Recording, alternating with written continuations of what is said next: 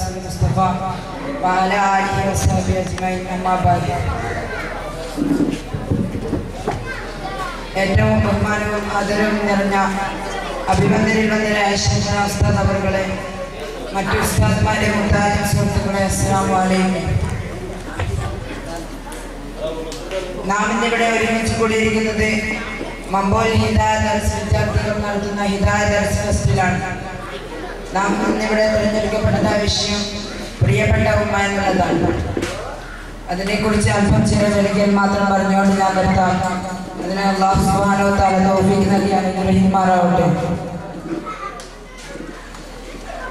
പ്രിയപ്പെട്ട ഉമ്മ എന്ന വിഷയത്തെക്കുറിച്ച് പറയുമ്പോൾ സന്താനങ്ങളുടെ സകല മേഖലകളിലും പ്രകാശിപ്പിക്കുന്ന പ്രകാശം എന്തുവാണ് മാതാപിതാക്കൾ എന്നുള്ളത്.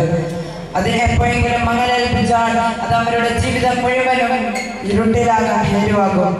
ഈ ലോകത്ത് വെച്ച് കൂടി തന്നെ തിരിച്ചു കിട്ടുന്ന ഒരു സൂക്ഷ്മ സ്വത്താണ് മാതാപിതാക്കൾ എന്നുള്ളത്. അതുപോലെ തന്നെ നാം മാതാപിതാക്കളെ സ്നേഹിക്കുമ്പോൾ നമുക്കിടയിലുള്ള അതിരന്ത്യത്തിന് തടയിടാൻ ജീവിതത്തെ ജീവസുറ്റതാക്കും. നരക ജീവിതത്തിൽ നിന്നും മോചനം നൽകാനും നാം മാതാപിതാക്കൾക്ക് ഗുണം ചെയ്യലിലൂടെ സാധിക്കുന്നു. അതുകൊണ്ടാണ് അല്ലാഹു സുബ്ഹാനഹു വ തആല ഉമ്മാക്ക് വലിയ പ്രാധാന്യം നൽകിയിട്ടുള്ളത്. ഈ ലോകത്തെ ഉമ്മാക്ക് പകരം വെക്കാൻ മറ്റാരുമില്ല.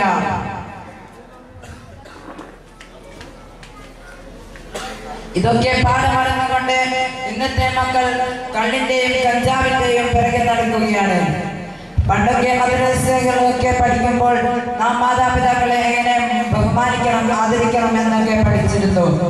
പക്ഷെ ഇന്നത്തെ മക്കൾ ചെറുപ്പകാലത്തിൽ തന്നെ മദ്രസയൊക്കെ നിർത്തി വെറുതെ നടക്കുകയാണ്.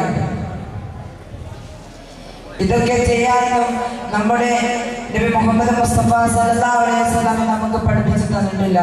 ഇത്രയും പറഞ്ഞുകൊണ്ട് ഞാൻ നിർത്തുന്നു. അസ്സലാമു അലൈക്കും വറഹ്മത്തുള്ളാഹി വബറകാതുഹു. മലയാള പ്രസംഗം